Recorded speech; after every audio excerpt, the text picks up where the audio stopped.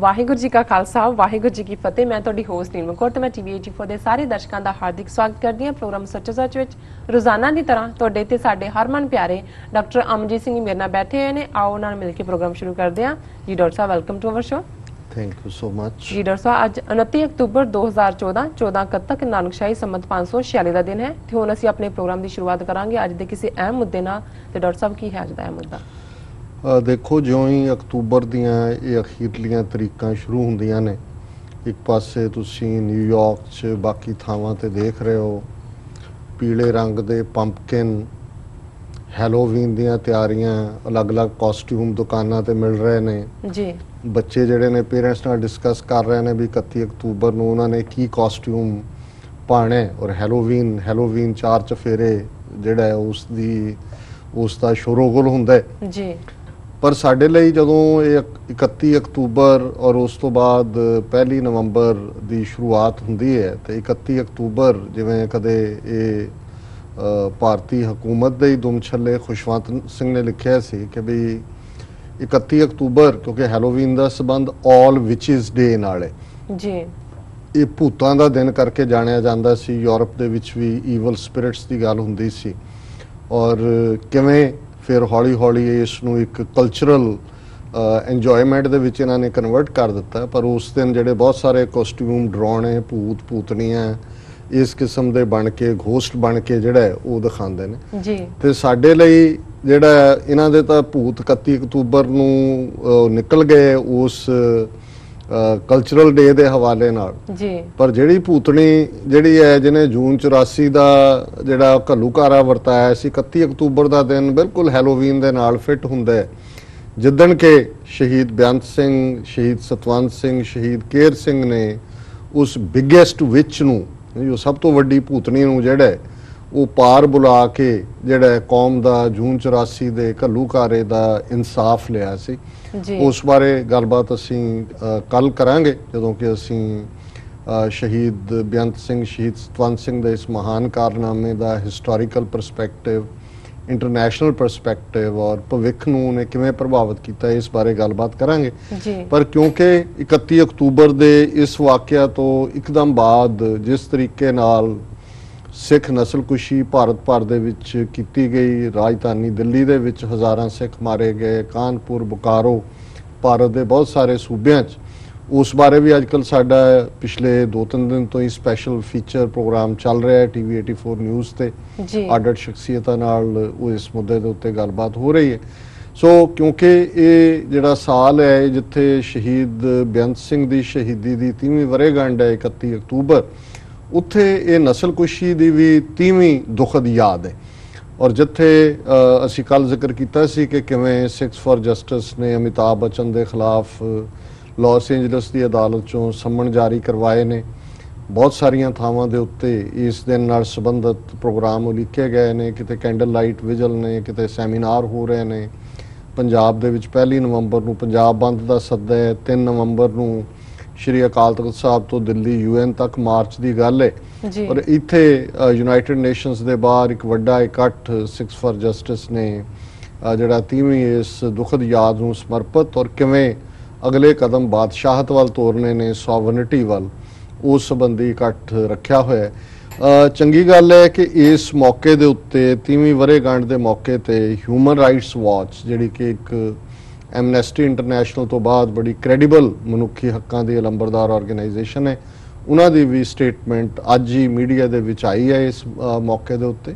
ਕਦੇ human Rights watch ਦਾ ਪਹਿਲਾ ਨਾਂ ਏਸ਼ੀਆ ਵਾਚ ਹੁੰਦਾ ਸੀ ਔਰ ਮੈਨੂੰ ਯਾਦ ਹੈ ਕਿ 1992-93 ਦੇ ਦੌਰ 'ਚ ਜਦੋਂ ਕਿ 4 ਚਫੇਰੇ ਪੰਜਾਬ ਦੇ ਵਿੱਚ ਨੌਜਵਾਨਾਂ ਦੀਆਂ ਕਿਲਿੰਗਸ ਚੱਲ ਰਹੀਆਂ ਸੀ, ਐਮਨੈਸਟੀ ਇੰਟਰਨੈਸ਼ਨਲ ਦੇ ਉੱਤੇ ਪਾਬੰਦੀ ਲੱਗੀ ਹੋਈ ਸੀ, ਕੋਈ ਉੱਥੇ ਵੜ ਨਹੀਂ ਸੀ ਸਕਦਾ।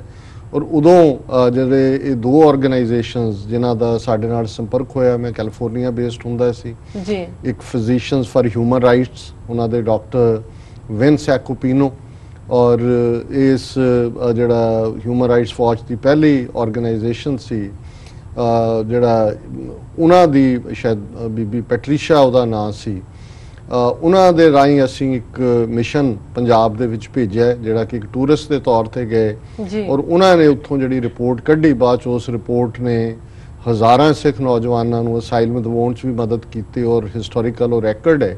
ਉਸ ਰਿਪੋਰਟ ਦਾ ਨਾਮ ਸੀ dead silence the legacy of abuses in Punjab ਜੀ। ਔਰ ਅਸੀਂ ਸਮਝਦੇ ਹਾਂ ਵੀ ਉਸ ਤੋਂ ਬਾਅਦ ਇਹਦਾ ਨਾਮ ਜਿਹੜਾ ਹੈ ਉਹ ਬਦਲ ਕੇ ਜਿਹੜਾ ਹਿਊਮਨ ਰਾਈਟਸ ਵਾਚ ਹੋ ਗਿਆ ਇਸ ਆਰਗੇਨਾਈਜੇਸ਼ਨ ਦਾ। ਸੋ ਇਹ ਰਿਪੋਰਟ ਲੰਬੀ ਚੌੜੀ ਹੈ। ਮੈਂ ਜਿਹੜੇ ਉਹਦੇ ਰੈਲੇਵੈਂਟ 4-5 ਪੈਰਾਗ੍ਰਾਫ ਉੱਪਰ ਨੇ, ਵੈਸੇ ਤਾਂ ਸਾਰੀ ਰਿਪੋਰਟ ਹੀ ਰੈਲੇਵੈਂਟ ਹੈ ਲੇਕਿਨ ਸਮੇਂ ਦੀ ਸੀਮਾ ਨੂੰ ਦੇਖਦੇ ਹਾਂ ਅਸੀਂ ਉਹਦਾ ਸੀਮਤ ਪਾਰਟ ਪੜਾਂਗੇ। ਔਰ ਇਸ ਰਿਪੋਰਟ ਦਾ ਜਿਹੜੀ ਉਹਨਾਂ ਨੇ ਅਕਤੂਬਰ 29 ਦੀ ਡੇਟ ਲਾਈਨ ਨਾਲ ਯਾਨੀ ਅੱਜ ਹੀ ਇਹ ਜਾਰੀ ਹੋਈ ਹੈ ਜੀ। ਇਹਦਾ ਹੈਡਲਾਈਨ ਹੈ India no justice for 1984 anti Sikh bloodshed, ਕਿ ਭਾਰਤ 1984 ਦੇ ਸਿੱਖ ਵਿਰੋਧੀ ਜਿਹੜਾ ਖੂਨ ਡੁੱਲਣਾ ਸਿੱਖਾਂ ਦਾ ਉਸ ਲਈ ਕੋਈ ਇਨਸਾਫ ਨਹੀਂ ਮਿਲਿਆ। ਨਿਊਯਾਰਕ ਜੀ। Successive Indian government's failure to prosecute those most responsible for killings and other abuses during the 1984 anti-Sikh violence highlights India's weak effort to combat communal violence। ਇੱਕ ਗੱਲ ਚੰਗੀ ਹੈ ਕਿ ਇਹਨਾਂ ਨੇ ਘੱਟੋ ਘੱਟ ਰਾਇਟ ਸ਼ਬਦ ਨਹੀਂ ਇਸਤੇਮਾਲ ਕੀਤਾ। ਅਸੀਂ ਤਾਂ ਹੁਣ ਜੈਨੋਸਾਈਡ ਕਰਦੇ ਹਾਂ, ਪਰ ਇਹਨਾਂ ਨੇ ਵੀ ਐਂਟੀ ਸਿੱਖ ਵਾਇਲੈਂਸ, ਸਿੱਖ ਵਿਰੋਧੀ ਹਿੰਸਾ, ਉਹਨਾਂ ਨੇ ਕਿਹਾ ਵੀ ਭਾਰਤ ਦੇ ਵਿੱਚ ਅੱਡ-ਅੱਡ ਸਰਕਾਰਾਂ ਬਣੀਆਂ ਨੇ ਪਰ ਉਹ ਜਿਹੜੇ ਵੀ ਸਿੱਖ ਵਿਰੋਧੀ ਹਿੰਸਾ ਦੇ ਲਈ ਜ਼ਿੰਮੇਵਾਰ ਲੋਕ ਸੀ ਉਹਨਾਂ ਨੂੰ ਜਿਹੜਾ ਸਜ਼ਾਵਾਂ ਦਿਵਾਉਣ 'ਚ, ਪ੍ਰੋਸੀਕਿਊਟ ਕਰਨ 'ਚ, ਉਹਨਾਂ ਤੇ ਮੁਕੱਦਮੇ ਚਲਾਉਣ 'ਚ ਅਸਫਲ ਰਹੀਆਂ ਨੇ। India's weak efforts to combat communal violence ਇਹ ਗੱਲ ਸਾਬਤ ਕਰਦੀ ਹੈ ਕਿ ਕਿਵੇਂ ਭਾਰਤ ਜਿਹੜਾ ਫਿਰਕੂ ਹਿੰਸਾ ਹੈ ਉਸ ਨਾਲ ਲੜਨ ਦੇ ਲਈ ਉਸ ਦੇ ਸਾਧਨ ਕਿੰਨੇ ਕਮਜ਼ੋਰ ਨੇ। New Indian government should seek police reforms and to enact a law against communal violence that would hold public officials accountable for complicity and dereliction of duty। ਜਿਹੜੀ ਨਵੀਂ ਭਾਰਤ ਸਰਕਾਰ ਬਣੀ ਹੈ ਉਹਨਾਂ ਨੂੰ ਪੁਲਿਸ ਸੁਧਾਰ ਕਰਨੇ ਚਾਹੀਦੇ ਨੇ, ਕਾਨੂੰਨ ਬਣਾਉਣਾ ਚਾਹੀਦਾ ਹੈ ਜਿਹੜਾ ਕਿ ਫਿਰਕੂ ਹਿੰਸਾ ਦੇ ਖਿਲਾਫ ਹੋਏ, ਜਿਹਦੇ ਨਾਲ ਜਿਸ ਕਾਨੂੰਨ ਦੇ ਥੱਲੇ ਕਿ ਜਿਹੜੇ ਸਰਕਾਰੀ ਅਧਿਕਾਰੀ ਨੇ ਉਹਨਾਂ ਦੀ ਜੇ ਇਹਨਾਂ ਦੇ ਇਸ ਕਿਸਮ ਦੀ ਕਿਸੇ ਕਾਰਵਾਈ ਦੇ ਵਿੱਚ ਸ਼ਿਰਕਤ ਜਾਂ ਸਾਜ਼ਿਸ਼ ਹੁੰਦੀ ਹੈ ਜਾਂ ਉਹ ਆਪਣੀ ਡਿਊਟੀ ਤੋਂ ਬੇਮੁਖ ਹੁੰਦੇ ਨੇ ਤਾਂ ਉਸ ਦੇ ਲਈ ਉਹਨਾਂ ਨੂੰ ਜਵਾਬਦੇਹ ਬਣਾਇਆ ਜਾਏ। The government appointed commissions and committees have investigated the deadly attacks against thousands of Sikhs in 1984 following the assassination of Prime Minister Indira Gandhi by her Sikh bodyguards। 10 government appointed commissions, Bharat ਵੱਲੋਂ ਸਰਕਾਰ ਵੱਲੋਂ ਨਿਯੁਕਤ ਕੀਤੇ ਗਏ 10 ਕਮਿਸ਼ਨਾਂ ਔਰ ਕਮੇਟੀਆਂ ਨੇ ਸਿੱਖਾਂ ਦੇ ਖਿਲਾਫ 84 'ਚ ਜਿਹੜੀ ਬਹੁਤ ਘਿਰਣਤ ਹਿੰਸਾ ਹੋਈ ਉਸ ਦੀ ਪੜਤਾਲ ਕੀਤੀ ਹੈ, ਜਿਹੜੀ ਹਿੰਸਾ ਕਿ ਇੰਦਰਾ ਗਾਂਧੀ ਨੂੰ ਉਸ ਦੇ ਸਿੱਖ ਬਾਡੀਗਾਰਡਸ ਵੱਲੋਂ ਮਾਰੇ ਜਾਣ ਤੋਂ ਬਾਅਦ ਹੋਈ। Independent civil society inquiries found complicity by both police and leaders of Gandhi's Congress party. ਜਿਹੜੀਆਂ ਆਜ਼ਾਦਾਨਾ ਤੌਰ ਤੇ ਕੰਮ ਕਰਨ ਵਾਲੀਆਂ ਸਿਵਲ ਸੁਸਾਇਟੀਜ਼ ਨੇ ਉਹਨਾਂ ਦੀ ਜਿਹੜੀ ਪੜਤਾਲ ਸੀ ਉਹਦੇ 'ਚ ਉਹਨਾਂ ਨੇ ਪੁਲਿਸ ਔਰ ਇੰਦਰਾ ਗਾਂਧੀ ਦੀ ਕਾਂਗਰਸ ਪਾਰਟੀ ਦੇ ਲੀਡਰਾਂ ਨੂੰ ਇਹਦੇ ਲਈ ਜ਼ਿੰਮੇਵਾਰ ਦੱਸਿਆ। Yet 3 decades later, only 30 people, mostly low-ranking Congress party supporters, have been convicted for the attacks। ਇਹਦੇ ਬਾਵਜੂਦ ਸਿਰਫ 30 ਸਾਲ ਬਾਅਦ 30 ਦੇ ਕਰੀਬ ਬੜੇ ਲੋਅਰ ਰੈਂਕ ਦੇ ਜਿਹੜੇ ਕਾਂਗਰਸੀ ਵਰਕਰ ਨੇ ਉਹਨਾਂ ਨੂੰ ਸਜ਼ਾਵਾਂ ਮਿਲੀਆਂ ਨੇ।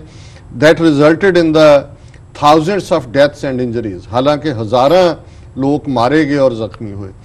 No police officer has been convicted, ਕਿਸੇ ਪੁਲਿਸ ਅਫਸਰ ਨੂੰ ਸਜ਼ਾ ਨਹੀਂ ਹੋਈ। And there were no prosecutions for rape, highlighting a comprehensive failure of the justice system। ਔਰ ਕੋਈ ਵੀ ਜਿਹੜਾ ਮੁਕੱਦਮਾ ਜ਼ਬਰ ਜਨਾਹ ਜਾਂ ਬਲਾਤਕਾਰ ਦੇ ਖਿਲਾਫ ਨਹੀਂ ਹੋਇਆ, ਜਿਹੜੀ ਗੱਲ ਇਹ ਦੱਸਦੀ ਹੈ ਕਿ ਕਿਵੇਂ ਭਾਰਤ ਦਾ ਅਦਾਲਤੀ ਸਿਸਟਮ ਪੂਰੀ ਤਰ੍ਹਾਂ ਫੇਲ ਹੋਇਆ ਜੀ। India's failure to prosecute those most responsible for anti-Sikh violence in 1984 has not only denied justice to Sikhs but has made all Indians more vulnerable to communal violence, said Meenakshi Ganguly, South Asian Director at Human Rights Watch। ਇਹ Human Rights Watch ਦੇ South Asian chapter ਦੀ director ਹੈ ਬੀਬੀ ਮੀਨਾਕਸ਼ੀ ਗਾਂਗੁਲੀ ਔਰ ਉਹਨੇ ਇਹ ਕਿਹਾ, ਇਹ ਕੋਟ ਅਨਕੋਟ ਦੀ statement ਹੈ ਕਿ ਕਿਉਂਕਿ ਜੂਨ 84 ਦੀ ਸਿੱਖ ਵਿਰੋਧੀ ਹਿੰਸਾ ਦੇ ਲਈ ਦੇ ਜਿਹੜੇ ਦੋਸ਼ੀ ਨੇ ਉਹਨਾਂ ਨੂੰ ਸਜ਼ਾਵਾਂ ਨਹੀਂ ਦਿੱਤੀਆਂ ਗਈਆਂ ਔਰ ਇਹ ਸਿੱਖਾਂ ਨੂੰ ਤਾਂ ਜਸਟਿਸ ਡਿਨਾਈ ਕੀਤਾ ਹੀ ਗਿਆ, ਪਰ ਇਹਦਾ ਨਤੀਜਾ ਇਹ ਹੋਇਆ ਕਿ ਬਾਕੀ ਭਾਰਤੀ ਵੀ ਜਿਹੜੇ ਫਿਰਕੂ ਹਿੰਸਾ ਦੇ ਲਈ ਮੋਰ ਵਲਨਰੇਬਲ ਹੋਏ ਨੇ the authorities repeatedly blocked investigations to protect the perpetrators of atrocities against Sikhs, deepening public distrust in India's judicial system.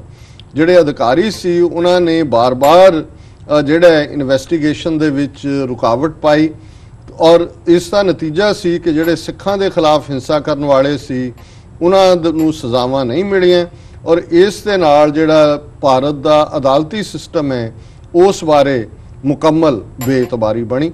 ਫਿਰ ਇੱਕ ਪੈਰਾਗ੍ਰਾਫ 84 ਤੋਂ ਬਾਅਦ ਕੀ ਹੋਇਆ ਉਸ ਬਾਰੇ ਤੇ ਅਗਲੇ ਪੈਰਾਗ੍ਰਾਫ 'ਚ following the assassination mobs often instigated by the Congress party leaders went on a rampage against Sikhs in Delhi and other cities ਕਿ ਇੰਦਰਾ ਗਾਂਧੀ ਦੇ ਮਾਰੇ ਜਾਣ ਤੋਂ ਬਾਅਦ ਭੀੜਾਂ ਜਿਹੜੀਆਂ ਨੇ ਜਿਨ੍ਹਾਂ ਨੂੰ ਕਾਂਗਰਸ ਪਾਰਟੀ ਦੇ ਲੀਡਰਾਂ ਨੇ ਭੜਕਾਇਆ ਉਹਨਾਂ ਨੇ ਦਿੱਲੀ ਔਰ ਬਾਕੀ ਸ਼ਹਿਰਾਂ ਦੇ ਵਿੱਚ ਸਿੱਖਾਂ ਦੇ ਖਿਲਾਫ ਹਿੰਸਕ ਕਾਰਵਾਈਆਂ ਆਰੰਭੀਆਂ।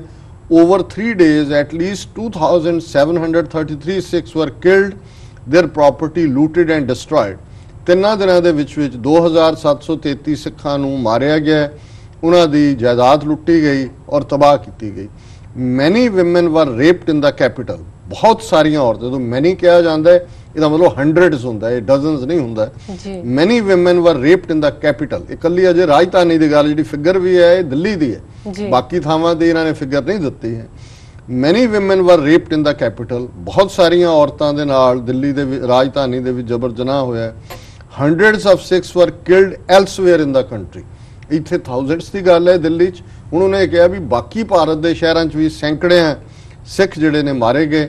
The authorities quickly blamed every incident of mass communal violence on a spontaneous public reaction ਕਿ ਜਿਹੜਾ ਵੀ ਇਹ ਵਰਤਾਰਾ ਹਿੰਸਕ ਹੋਇਆ, ਜਿਹੜੇ ਅਧਿਕਾਰੀ ਸੀ ਉਹਨਾਂ ਨੇ ਕਿਹਾ ਜੀ ਇਹ ਜਿਹੜੇ ਫਿਰਕੂ ਦੰਗੇ ਹੋਏ ਨੇ ਉਹਨੂੰ ਦੰਗੇ ਸਰਕਾਰ ਨੇ ਕਿਹਾ ਇਹ ਲੋਕਾਂ ਦਾ ਪਬਲਿਕ ਗੁੱਸਾ ਸੀ ਕਿ ਜੀ ਸਿੱਖਾਂ ਨੇ ਇੰਦਰਾ ਗਾਂਧੀ ਨੂੰ ਮਾਰਿਆ, ਜਿਵੇਂ ਸਾਡਾ ਕੋਈ ਲਾਗਾ ਦੇਗਾ ਨਹੀਂ ਜੀ। Gandhi son and successor Rajiv Gandhi declared at a rally in the capital, Indira Gandhi ਦੇ ਪੁੱਤਰ ਰਾਜੀਵ ਗਾਂਧੀ ਨੇ ਜਿਹੜਾ ਉਸ ਤੋਂ ਬਾਅਦ ਉਹਦਾ ਉੱਤਰਾਧਿਕਾਰੀ ਬਣਿਆ, ਉਹਨੇ ਦਿੱਲੀ ਦੀ ਇੱਕ ਰੈਲੀ ਦੇ ਵਿੱਚ ਕਿਹਾ, Rajiv Gandhi declared at a rally in the capital, once a mighty tree falls it's only natural that the earth around it shakes ਕਿ ਜਦੋਂ ਵੀ ਕੋਈ ਵੱਡਾ ਦਰਖਤ ਗਿਰਦਾ ਤੇ ਇਹ ਕੁਦਰਤੀ ਹੈ ਕਿ ਜਿਹੜੀ ਧਰਤੀ ਉਹਦੇ ਦੁਆਲੇ ਆ ਉਹ ਹਿੱਲੇਗੀ। ਮਤਲਬ ਇਹ ਇੰਦਰਾ ਗਾਂਧੀ ਬਹੁਤ ਵੱਡਾ ਦਰਖਤ ਸੀ, ਜੇ ਹਜ਼ਾਰਾਂ ਮਾਰੇ ਗਏ ਤਾਂ ਕੋਈ ਗੱਲ ਨਹੀਂ ਹੈ, ਇਹ ਤਾਂ ਦਰਖਤ ਡਿੱਗਣ ਨਾਲ ਧਰਤੀ ਹਿੱਲੀ ਹੈ। ਜੀ ਜੀ।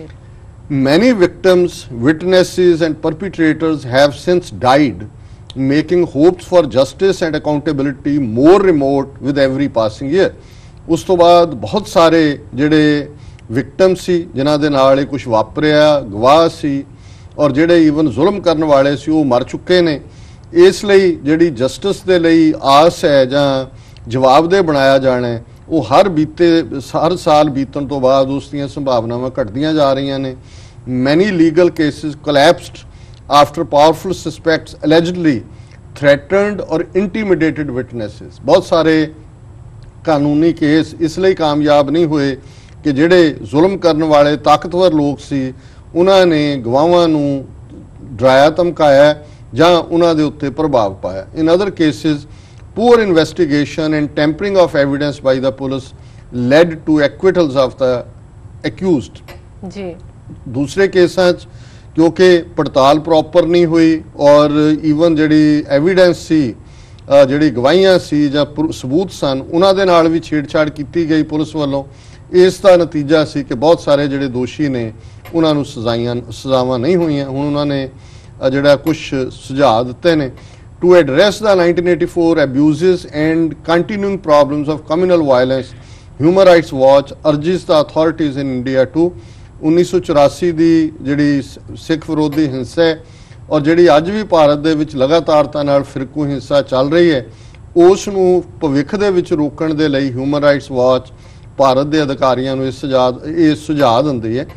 Establish an independent time-bound investigation into 1984 violence cases, including the 237 cases closed by police, with the authority to recommend cases for prosecution।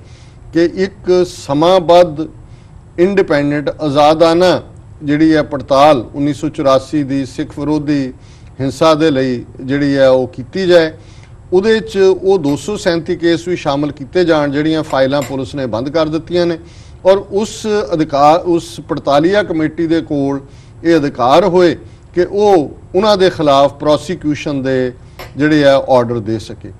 implement police reforms to insulate the police from political pressure to protect perpetrators such as occurred after communal violence in 1984 Delhi, 1992 Mumbai, 2002 Gujarat and 2013 Muzaffarnagar ਕਿ police reform ਕੀਤੇ ਜਾਣ ਤਾਂ ਕਿ police ਦੇ ਉੱਤੇ ਜਿਹੜਾ ਸਿਆਸੀ pressure ਹੈ ਉਸ ਨੂੰ ਰੋਕਿਆ ਜਾ ਸਕੇ ਤਾਂ ਕਿ ਜਿਹੜੇ ਕਰਨ ਵਾਲੇ ਨੇ ਹਿੰਸਾ ਔਰ ਜ਼ੁਲਮ ਉਹ ਬਚ ਨਾ ਨਿਕਲਣ। ਜਿਉਂ ਜਿਹਾ ਕਿ 1984 ਚ ਸਿੱਖਾਂ ਦੇ ਖਿਲਾਫ ਹਿੰਸਾ ਚ ਹੋਇਆ, 1992 ਚ ਮੁੰਬਈ ਚ ਹੋਇਆ ਮੁਸਲਮਾਨਾਂ ਦੇ ਖਿਲਾਫ, 2002 ਚ ਗੁਜਰਾਤ ਚ ਹੋਇਆ ਮੁਸਲਮਾਨਾਂ ਦੇ ਖਿਲਾਫ ਤੇ 2013 ਚ ਮੁਜ਼ੱਫਰਨਗਰ ਚ ਹੋਇਆ ਮੁਸਲਮਾਨਾਂ ਦੇ ਖਿਲਾਫ। Next recommendation, create a police complaints authority both at the state and district levels as recommended by the Supreme Court that would investigate public complaints of serious police misconduct। कि एक पुलिस दे शिकायत जिहड़ा अथॉरिटी वो कायम की जाए state level ते district level ते जिवें कि सुप्रीम कोर्ट ने रिकमेंड किया है ताकि जिहड़ी पुलिस दे माड़े व्यवहार दीयां शिकायतां ने उन्हां दी पड़ताल की जाए। Establish an effective witness protection program to end the intimidation, threats and harassment of victims and witnesses such as occurred after the 1984 attacks। एक ਜਿਹੜੇ ਗਵਾਹੀਆਂ ਨੇ ਉਹਨਾਂ ਨੂੰ ਸੁਰੱਖਿਆ ਦੇਣ ਦਾ ਪ੍ਰੋਗਰਾਮ ਐਸਟੈਬਲਿਸ਼ ਕੀਤਾ ਜਾਏ ਤਾਂ ਕਿ ਉਹਨਾਂ ਨੂੰ ਕੋਈ ਡਰਾ ਧਮਕਾ ਨਾ ਸਕੇ, ਹਰਾਸ ਨਾ ਕਰ ਸਕੇ ਜਿਵੇਂ ਕਿ 1984 ਦੇ ਕੇਸ ਗਵਾਹੀਆਂ ਦੇ ਨਾਲ ਹੋਇਆ। enact pending laws against communal violence compliant with international human rights standards। ਜਿਹੜੇ ਪੈਂਡਿੰਗ ਲਾਅ ਨੇ ਫਿਰਕੂ ਹਿੰਸਾ ਦੇ ਖਿਲਾਫ ਉਹਨਾਂ ਨੂੰ ਅੰਤਰਰਾਸ਼ਟਰੀ ਹਿਊਮਨ ਰਾਈਟਸ ਸਟੈਂਡਰਡ ਦੇ ਮੁਤਾਬਕ ਬਣਾਇਆ ਜਾਏ। that would make state officials liable for failure to act to prevent, ਜਿਹਦੇ ਨਾਲ ਕਿ ਸਟੇਟ ਅਧਿਕਾਰੀਆਂ ਨੂੰ ਜ਼ਿੰਮੇਵਾਰ ਠਹਿਰਾਇਆ ਜਾਏਗਾ ਜੋ ਹਿੰਸਾ ਰੋਕ ਨਹੀਂ ਸਕਦੇ। and stop communal violence, ਫਿਰਕੂ ਹਿੰਸਾ ਨੂੰ ਰੋਕਣ including as a matter of superior responsibility। ਜਿਹੜੀਆਂ ਉਹਨਾਂ ਦੀਆਂ ਅਧਿਕਾਰੀਆਂ ਦੀਆਂ ਜ਼ਿੰਮੇਵਾਰੀਆਂ ਨੇ ਉਹਨਾਂ ਦੇ ਵਿੱਚ ਇੱਕ ਇਹ ਜ਼ਿੰਮੇਵਾਰੀ ਵੀ ਹੋਏ। adopt measures on non-discrimination for displaced people। ਜਿਹੜੇ ਲੋਕ ਉਜੜੇ ਨੇ ਆਪਣੇ ਥਾਵਾਂ ਤੋਂ ਉਹਨਾਂ ਦੇ ਲਈ ਜਿਹੜਾ ਐਕਸੈਸ ਟੂ ਰਿਲੀਫ ਉਹਨਾਂ ਨੂੰ ਰਾਹਤ ਮਿਲੇ, ਵੋਲੰਟਰੀ ਰਿਟਰਨ ਉਹ ਜੇ ਵਾਪਸ ਜਾਣਾ ਚਾਹਣ ਤੇ ਉਹਨਾਂ ਨੂੰ ਇਹ ਹੱਕ ਹੋਏ।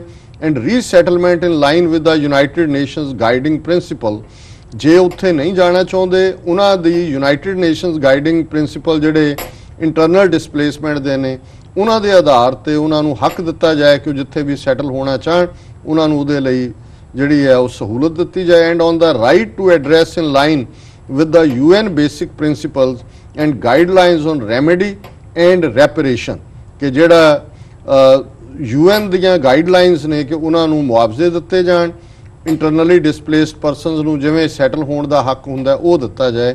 मैं अखीरला पैराग्राफ ਨੂੰ पढ़ रहे।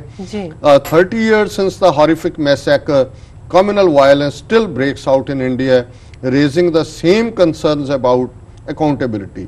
ਗੈਂਗੂਲੀ ਬੀਬੀ ਨੇ ਕਿਹਾ ਕਿ 30 ਸਾਲ ਇਸ ਡਰਾ ਦੇਣ ਵਾਲੇ ਭਿਆਨਕ ਕਤਲੇਆਮ ਤੋਂ ਬਾਅਦ ਵੀ ਅਜੇ ਵੀ ਭਾਰਤ ਦੇ ਵਿੱਚ ਫਿਰਕੂ ਹਿੰਸਾ ਦੀਆਂ ਵਾਰਦਾਤਾਂ ਹੋ ਰਹੀਆਂ ਨੇ ਔਰ ਕਿਉਂਕਿ ਪਹਿਲਿਆਂ ਨੂੰ ਜਵਾਬਦੇਹ ਨਹੀਂ ਬਣਾਇਆ ਗਿਆ ਇਸ ਲਈ ਹੁਣ ਵਾਲੇ ਵੀ ਜਵਾਬਦੇਹ ਨਹੀਂ ਨੇ। The Indian government's failure to take even rudimentary steps to bring to justice the authors of 1984 violence has perpetuated a climate of lawlessness that demands a renewed commitment to ending state complicity in such attacks। जिस तरीके नाल भारत दी सरकार ने वक्रियां सरकारां ने इस जून 84 ਦੇ ਲਈ ਜ਼ਿੰਮੇਵਾਰ ਲੋਕਾਂ ਨੂੰ ਸਜ਼ਾਵਾਂ ਨਾ ਦੇਣ ਬਾਰੇ ਜਿਹੜਾ ਵਤੀਰਾ ਅਪਣਾਇਆ ਉਸ ਦਾ ਨਤੀਜਾ ਹੈ ਕਿ ਇੱਕ ਗੈਰ ਕਾਨੂੰਨੀ ਲਾਲੈਸਨੈਸ ਦਾ ਮਾਹੌਲ ਬਣ ਗਿਆ ਔਰ ਜਿਸ ਦਾ ਨਤੀਜਾ ਹੈ ਕਿ ਜਿਹੜਾ ਬਾਰ-ਬਾਰ ਰੀਨਿਊਡ ਕਮਿਟਮੈਂਟ ਟੂ ਐਂਡਿੰਗ ਸਟੇਟ ਕੰਪਲਿਸਿਟੀ ਇਨ ਸੱਚ ਅਟੈਕਸ, ਕਿ ਜਿਹੜੀ ਸਟੇਟ ਹੈ ਉਹ ਬਾਰ-ਬਾਰ ਇਸ ਕਿਸਮ ਦੇ ਹਮਲਿਆਂ ਦੇ ਵਿੱਚ ਜਿਹੜੀ ਆ ਉਹ ਸ਼ਾਮਲ ਹੋ ਰਹੀ ਹੈ।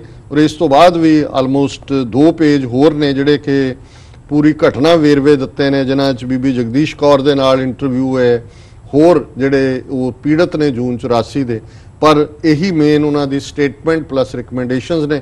ਔਰ ਅਸੀਂ ਹਿਊਮਨ ਰਾਈਟਸ ਵਾਚ ਦਾ ਧੰਨਵਾਦ ਕਰਦੇ ਜੀ ਕਿ ਉਹਨਾਂ ਨੇ 30 ਸਾਲ ਬਾਅਦ, ਔਰ ਦੇਖੋ ਅਸੀਂ ਕਈ ਵਾਰ ਜਸਟਿਸ ਹੁੰਦਾ ਹੈ, ਹੁਣ ਇਹ ਬੀਬੀ ਗਾਂਗੁਲੀ ਇੱਕ ਬੰਗਾਲੀ ਔਰਤ ਹੈ, ਹਿੰਦੂ ਔਰਤ ਹੈ ਜੀ, ਲੇਕਿਨ ਮਤਲਬ ਜਿਹੜਾ ਇੱਕ ਇਮਾਨਦਾਰ ਬੰਦਾ ਕਿਸੇ ਵੀ ਸਿਸਟਮ 'ਚ ਬੈਠੇ, ਇਸ ਦੀਆਂ ਪਹਿਲੀਆਂ ਵੀ ਰਿਪੋਰਟਸ ਔਰ ਸਟੇਟਮੈਂਟਸ ਬੜੀਆਂ ਬੋਲਡ ਹੁੰਦੀਆਂ, ਇਹਨੂੰ ਵੀ ਮਹਿਸੂਸ ਹੁੰਦਾ ਕਿ 30 ਸਾਲ ਬੀਤ ਗਏ। ਜੇ ਜੂਨ 84 ਵਾਲਿਆਂ ਨੂੰ ਸਜ਼ਾ ਯਾਫਤਾ ਕੀਤਾ ਹੁੰਦਾ ਤੇ ਮੁੰਬਈ ਦੇ ਵਿੱਚ 1992 'ਚ ਫਿਰ ਕੋਈ ਹਿੰਸਾ ਨਹੀਂ ਸੀ ਹੋਣੀ, ਉਹਨਾਂ ਨੂੰ ਜ਼ਿੰਮੇਵਾਰ ਠਹਿਰਾਇਆ ਹੁੰਦਾ 2002 'ਚ ਗੁਜਰਾਤ 'ਚ ਨਹੀਂ ਸੀ ਹੋਣਾ, ਔਰ ਪਿਛਲੇ ਸਾਲ ਜੋ ਮੁਜ਼ੱਫਰਨਗਰ यूपी ਦੇ ਵਿੱਚ ਹੋਇਆ ਇਹ ਸਾਰਾ ਹੀ ਦੁਹਰਾ ਹੈ। ਜੇ ਜੂਨ 84 ਦੇ ਕਾਤਲ ਸਜ਼ਾ ਯਾਫਤਾ ਹੁੰਦੇ, ਗੁਨਾਹਗਾਰ ਜਿਹੜੇ ਨੇ ਉਹ ਉਹਨਾਂ ਦੇ ਗਲ 'ਚ ਫਾਂਸੀ ਦਾ ਫੰਦਾ ਪਿਆ ਹੁੰਦਾ ਤੇ ਫਿਰ ਇਹ ਫਿਰਕੂ ਹਿੰਸਾ ਬਾਕੀ ਥਾਵਾਂ ਤੇ ਨਹੀਂ ਸੀ ਵਾਪਰਨੀ। ਇਹ ਠੀਕ ਹੈ ਵੀ ਹਿਊਮਨ ਰਾਈਟਸ ਆਰਗੇਨਾਈਜੇਸ਼ਨਸ ਦਾ ਇੱਕ ਆਪਣਾ ਦਾਇਰਾਕਾਰ ਹੁੰਦਾ ਹੈ, ਉਹਨਾਂ ਨੇ ਉਨੇ ਕੁ ਦਾਇਰੇ 'ਚ ਗੱਲ ਕਰਨੀ ਹੈ, ਪਰ ਅਸੀਂ ਸਮਝਦੇ ਹਾਂ ਕਿ ਇਸ 30ਵੀਂ ਐਨੀਵਰਸਰੀ ਦੇ ਮੌਕੇ ਤੇ ਹਿਊਮਨ ਰਾਈਟਸ ਵਾਚ ਦੀ ਇਹ ਸਟੇਟਮੈਂਟ, ਇਹ ਰਿਪੋਰਟ ਹਾਈਲੀ ਐਪਰੀਸ਼ੀਏਬਲ ਹੈ ਔਰ ਅਸੀਂ ਇਹਨਾਂ ਦਾ ਸ਼ੁਕਰੀਆ ਅਦਾ ਕਰਦੇ ਹਾਂ। ਜੀ ਡਾਕਟਰ ਸਾਹਿਬ, ਇਸ ਨਾਲ ਲੈਣੇ ਬ੍ਰੇਕ। ਵੀਅਰਸ, ਵਿਚਾਰਾਂ ਦਾ ਸਿਲਸਿਲਾ ਇਸ ਤਰ੍ਹਾਂ ਚੱਲਦਾ ਰਹੇਗਾ। ਮਿਲਦੇ ਹਾਂ ਕਮਰਸ਼ੀਅਲ ਬ੍ਰੇਕ ਤੋਂ ਬਾਅਦ।